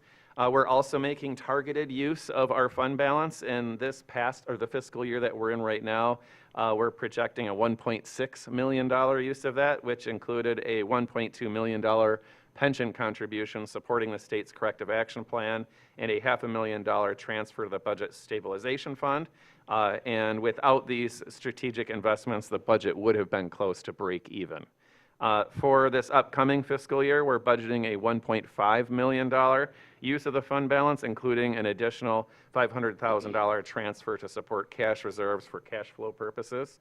And looking ahead, the fund balance is projected to decline over time, but those projections are continuing to be refined. And of course, in September, the City Commission will be establishing an ad hoc committee consisting of 3 members of the City Commission, myself, and the City Treasurer to look at the city's fund balance policy, funding and fiscal pressures we're seeing on the horizon, including substantial facility needs, rising employment costs, and also our pension obligations. And so we're going to look at that through a more holistic lens. And so overall, we have a stable financial position with intentional investments, and I'm going to continue, we both are, Ms. Sheppy and I, to caution around long-term costs, particularly adding additional personnel, because those are, create legacy costs, of course.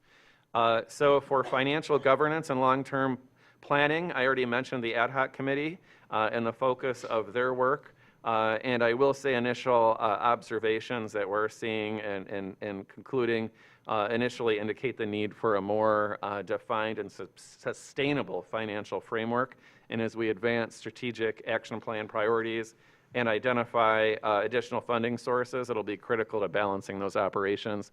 I do want to highlight that I am taking a much more aggressive approach to building relationships with our federal congressional delegation and their staff, as well as members of the state legislature and their staffs, and we're already starting to see some pretty substantial financial return on that, and I'm expecting that to go up by millions of dollars in the years to come. So we will continue to invest in those relationships and keep those communication channels alive.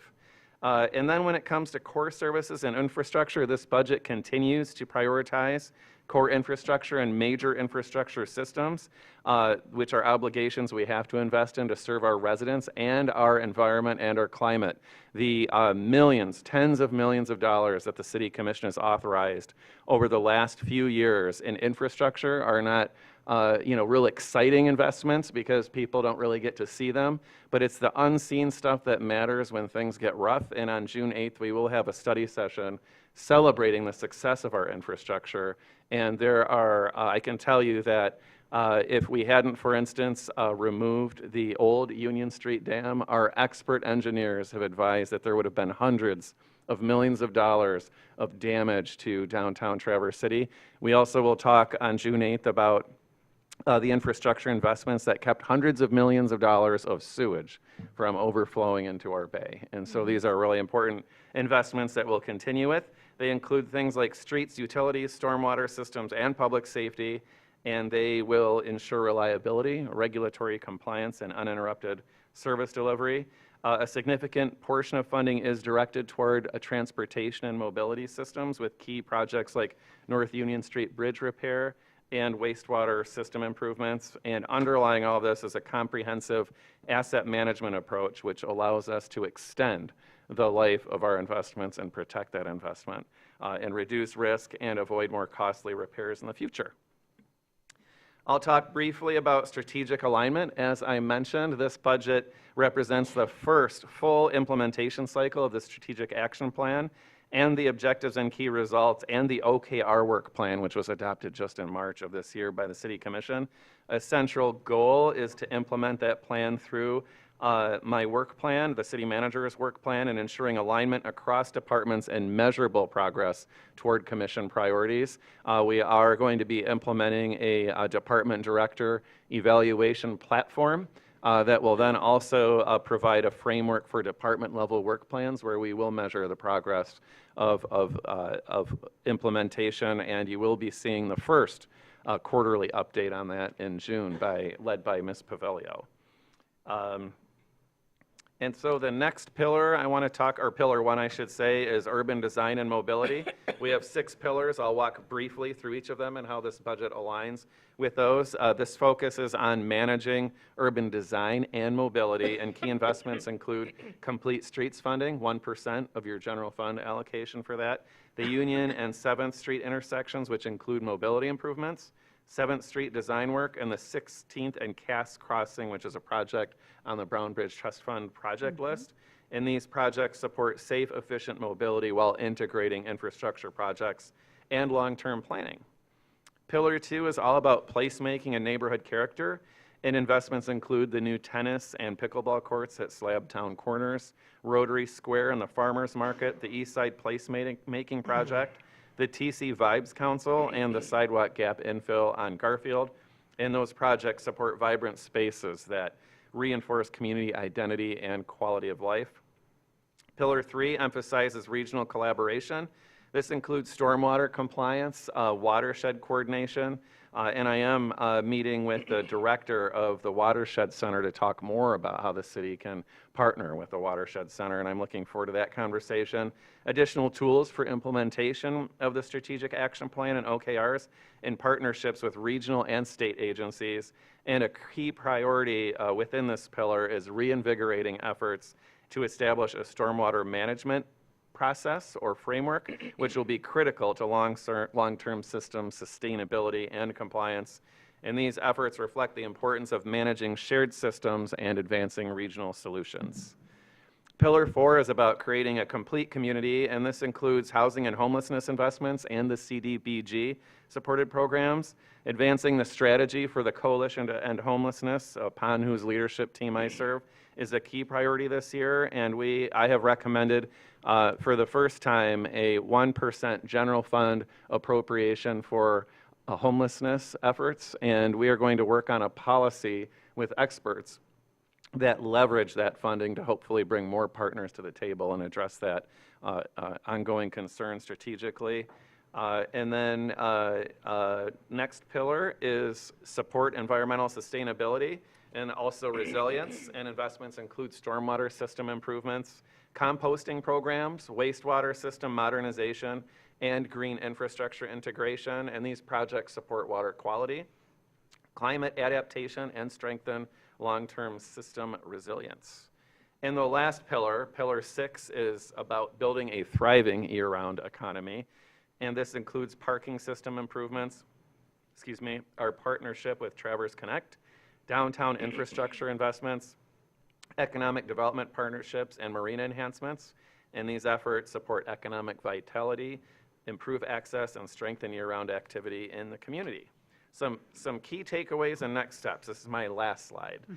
In closing, the budget reflects, in my professional opinion, a balanced approach, maintaining strong core services while advancing strategic investments. And while balanced to outcomes, it also requires use of the general fund balance. City remains in a stable financial position with intentional use, as I had already said, of the fund balance to support long-term priorities. But at the same time, I just want to reiterate that we are recognizing ongoing cost pressures will require continued discipline, identification of funding sources, and careful planning. And as we look ahead, key next steps as we look toward process improvements and building in more time for strategic budgeting decisions. We're going to revamp our internal process to include internal capital improvement plan discussions starting in June, so several months sooner than that's ever been done before. Internal budget timing discussions in August, and convening the City Commission, City Manager, and Finance Director ad hoc committee review in September. And the city will continue advancing key organizational priorities this year, including, as I had said, the development of a long-range workforce strategy, evaluation frameworks for department directors, and continued organizational transformation focused on collaboration, accountability, and continuous improvement. And that's all that I've got. Thank you for listening. All right. I'm happy to answer any Floor is questions, yours, though Ms. guys. Sheffy will probably be best equipped for those. All right, go ahead, Heather. I have a great big question. All right. Can we get more money to Parks and Rec for maintenance? Parks and Rec gets $66,000 for maintenance and repair, and that's for all 1,687 acres of our parks, beaches, urban forests, facilities work, snow removal at multiple buildings, 26 parking lots, 8 bridges, medians, the swales like that are going in over in Slabtown and went in last year. As comparison, Brown Bridge, which is 1,310 acres, is much better protected as a dedicated maintenance system of $96,000 a year. Of course, that comes from Brown Bridge Maintenance Fund, which is funded through cell tower leases. Which begs the question, where is Parks and Rec getting its maintenance money? Well, they get $2,326,000 from the general fund, but less than 3% of that is going towards maintenance. Last year it was under the amount that was used for office supplies. This year it is a little bit higher than office supplies. This year and for the next 5 years, project funds are coming from the Brown Bridge Trust Fund, which is a zero coming from the general fund. And those include shoreline stabilization, mountain bike trails, trail and trailhead expansion, and lots more trash cans and picnic tables, et cetera, et cetera. But you can't keep building and adding more stuff without budgeting for additional maintenance. Parks and Rec is already having trouble keeping up. They've been having trouble keeping up for a while. The department description that's in the the actual big budget document, confirms that park staff are doing a very broad workload and expenses are rising. Better maintenance investment, I think, is good long-term planning. Therefore, I would like to propose a 1% allocation from the general fund for park maintenance. Clean, accessible parks are the beating heart of our healthy ecology, and that's for both the environment and the humans. Our parks are built-in, ready-made places we already have for placemaking. Not only do they deserve more attention, but that attention is critical to public perception that Traverse City is a wonderful place to live, work, and visit. We can afford this. We must afford this. I realize as your eyes roll back in your head. I did not. My eyes did not roll. And maybe this is, I know that you can amend the budget at any time, and this is not the time. And maybe this is a discussion for September when we talk about the fund balance. But I've been battling this for 3 years now, and I just want to get it out there so that everybody's aware that parks need more maintenance budget. I appreciate the point you made, and I do think it would be best for us to wait for that, for the ad hoc in September, if you will. And then I also want to say that we're identifying that we have long built things and not budgeted as much as we should for asset management, essentially. And so I hear you loud and clear, and we will definitely be taking a look at that. But for some context, the budget that you see today, with the general fund budget alone, which is about $27 million, I've already shaved $5 million off of the requests, just for some context. And so I totally hear you. I think it's an absolutely valid point, and we need to develop a longer-term strategy. They need more money than they spend on office supplies. Agreed, yes. So we're, to Heather's point, are we kind of adding that to the ad hoc discussion, even if it's not the main point, that will be something that will be brought back as part of that discussion, as where that fits in the picture? Okay, great. Yep. I love that. Thank you, Heather. Other questions, comments? Go ahead, Jackie. I need to congratulate all of you for the progress made on aligning our budget and our strategic plan. I think that's a really exciting step forward. And to that point, I wondered if it is possible to just give all of us some perspective on how much of our funding is being spent on core services and the business of governing compared to the projects that support the pillars. That's something that I think we can provide for you relatively quickly, not tonight, but yes, definitely in time for budget adoption. Great, Yep. thank Great, you. yes. Other questions right now? Or requests? I have another big comment, but you want to hear me again? We love you, Heather. Go ahead. Don't hold back. Okay, well, this one is about, it's a comment and suggestion regarding the brief history of Traverse City that's on page 7. It is very brief. And in particular, it's the sentence that ends, "Ann Perry Hanna is now widely regarded as the founding father of Traverse City." So the indigenous Americans were here for thousands of years before Europeans arrived. And who's to say what the word founding means to the indigenous, or what Traverse City meant to their history and culture? The arrival of the Europeans was so incredibly devastating to the indigenous population that it blows my mind, and I'm going to blow your mind too. In the U.S., there were 4.5 million indigenous people. I mean, this is obviously, they didn't really know, but this is 4.5 million indigenous people in 1500, and by 1890, with the defeat of Wounded Knee, there were only 500,000. Mexico, which is also part of the Americas, it was much worse and much faster. They had 21 million people in 1519, and 100 years later they had 1 million. That is a 95% reduction in population. 95% of the people were dead. Here, there was an indigenous encampment at the mouth of the Boardman, Odawa, when Boardman himself sailed into the bay. Was that a founding? Yeah.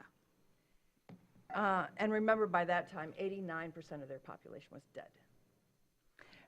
The French gave Traverse City its name. Is that a founding? Perry Hanna was pretty enlightened as far as industrialists and developers go, but what makes his contribution greater than these others that preceded him? I'm happy to acknowledge what's gone on here over the last 179 years, but Perry Hanna's role in the city's modern commercial development is just part of that history. So I find it actually disrespectful to elevate one relatively recent figure to founding father status in a place that has already been inhabited, named, traveled, remembered, and is culturally significant for thousands of years before European settlement. We simply do not know the stories that were told about this place, what this bay and this river meant to the hundreds of generations of people who lived here before us. And that history deserves humility from us, not a declaration that the city somehow began only when Europeans arrived and industrialized it. Removing that phrase, and that's all I'm asking, just that phrase right at the end, does not diminish Perry Hanna or his contribution. It simply acknowledges that the history of this place is far older, deeper, and more complex than the traditional settler narrative allows. I thank you for that, Heather, and I would add to that as well, as to their context, is we recently had a milestone anniversary for Traverse City Synagogue, which is the longest continuously operating synagogue in the state of Michigan. That is, and establishes that is older than the foundation of the city of Traverse City itself, too. So we do have a deep Thanks to history Perry that, Hanna. yes, Consider your request done. yes. Thank you very much. Yes, thank you. Thank you. Mitch, and then Laura. Yeah, I'll actually push back on that and stand up for the legacy of Perry Hanna, as the name Traverse City was not given by the French. It was given by the U.S. Postal Service on an application submitted by Albert Tracy Lay in 1854 as a representative of the Hanna and Lay Company, in which Lay was second to Hanna. Hanna was the primary landowner of this area, starting in 1851 when he bought out Harry Boardman's interests. It was Perry Hanna's development that got a permanent settlement at this location. Yes, people have lived here. We are sitting in a building that is at the exact location of prehistoric mounds built by Native Americans that had since been leveled, and now here we are. But it wasn't a city. This was actually in one of the smaller settlements along the Grand Traverse Bay area. Old Mission, Omina, Shabbytown area, Norwood, Northville, Elk Rapids were all larger settlements than what is now Traverse City, and it was not called Traverse City. It was called Wekatongsing. If you want to go by the French, yes, La Grande Traverse, but that refers to the mouth of the bay, not here at the head.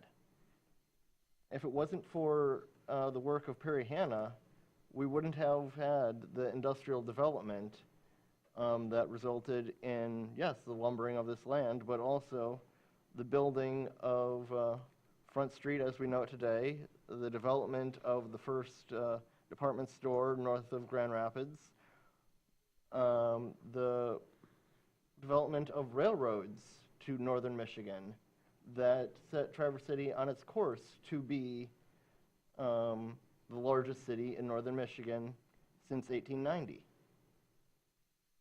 Also, he got the state hospital here, which for decades was the state's largest employer. Traverse City would not exist in name, size, or form without the legacy of Perry Hanna. He is unequivocally the founder of this town. So, hold on. I want to, I have just one thing to say. Please, Heather. Mitch, just read page 7. It totally acknowledges Perry Hanna and Harry Boardman and all that happened here when the Europeans arrived. It's just removing the founding father part. fair. Laura, you had next, and then Ken. While I appreciate Commissioner Shaw and Commissioner Treadwell's reflections on our complex and very interesting history, I'm going to bring the conversation back to the budget. So I'd also like to thank staff for their work on this multi-year budget and for aligning the budget with our strategic priorities. I think that's a really important and exciting step for the city. But first and foremost, what I appreciate about this budget is that we're not shying away from some very difficult conversations. And as Ben said, we need a defined and sustainable financial framework. In fact, this budget clearly acknowledges that as a city, we're entering a period of significant long-term challenges, and those are driven by structural gaps in our financial model. And those include continued personnel cost pressures and increasing pension obligations. I look forward to the City Commission starting this ad hoc committee. 1/3 of the workforce eligible for retirement in the next few years, that's a significant statistic. Our EMS ambulance service, we have operating gaps and facility needs that weren't included in the 2023 millage. We have major core infrastructure investments, some of which were deferred, and capital demands. Those are exciting, but they're expensive. Unknown future of TIF 97 and what that means for our general fund. The policy approach to affect housing and homelessness here, and the strategic drawdown of our fund balance. So this transition budget, I feel like it's a transition budget, really requires us to have more transformational thinking, more proactive decision making, and a more regional approach to solving these regional problems. We can't do this all as our little city. What we cannot do is spend more money than we have. So I look forward to staying focused on our history, but also on the numbers in front of us and on the governance and the policy framework that we need to guide the city through the next decade of financial and operational change while staying grounded in our obligation to be good stewards to our taxpayers. So I look forward to these ongoing conversations. I don't think it's going to be an easy next couple of years for the city given these structural deficits. Ken? Benjamin, thank you for putting this together.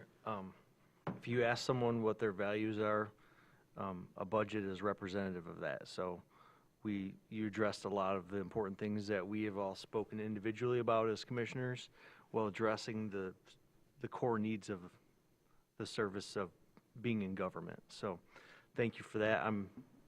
You were the person that we picked to do this job, and this looks fantastic, and I'm really excited to see you put it to work. So. Thank you. Thank you very much.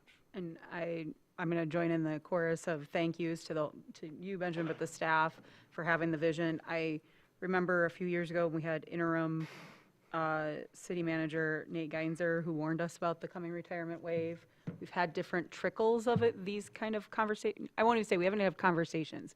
We had trickles of these things mentioned, but they've never brought to the fore. And this budget is the first time I've seen these big conversations brought to the forefront, as well as our obligations and our aspirations, which I think are represented with our OKRs and our strategic planning. So I'm very, very happy and proud that we have this budget that we get to sit with. I think it's been mentioned, but this is a great start, and the future, well, I'll be honest, we're lucky that this one doesn't have quite as many hard choices in it, but those choices are coming. We'll have the ad hoc working on that in the fall.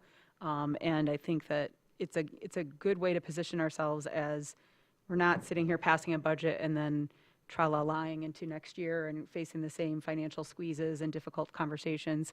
It's a start of a conversation that will fund us and get us through the next year. And I think it's a good position for us to be in. And as we do look out and to our regional neighbors, I think we've got the goal of working more cooperative with our regional neighbors, but also we've got our budget here that shows that we can't bear it all ourselves. We already help carry the millages that pass in the county themselves that they operate off of. We pay our taxes to them. We need some of that support back from our regional partners, and we have now a good roadmap that shows where we're heading and what our goals are. And as you mentioned at one point in your presentation, where we can bring others along with us. And I think that's another key component too. So go ahead, Heather. I also want to thank you. I've seen a lot of budgets, and this one was, remember the ones that came on paper? That were like, Yes. This was the easiest one for me to follow along and understand. And I also looked at the CIP. I don't think I've ever seen the projects rated before. Have I seen that rate? No. I thought that was great. And then I could reference it in the CIP and find out, like, why aren't we replacing the PARC, you know, those things in the parking lot? You know, why aren't we doing it? And I could figure out why it wasn't happening this year. It was great. It was really great work. Thank you. Agreed. Other comments? Well, that's great. We'll have our public hearing next week on this. And I believe that takes us through. So now we have study session public comment. Does anybody have any general public comment right now? All right, you did that good of a job, everybody. Thank you. Yeah. All right, and then any other comments from commissioners? All right, with that, we're getting in at 9. We've had a very long night, so with that, I will adjourn, and we can all maybe get some daylight still. It's staying later. About half an hour. Not enough time for me to hit the road.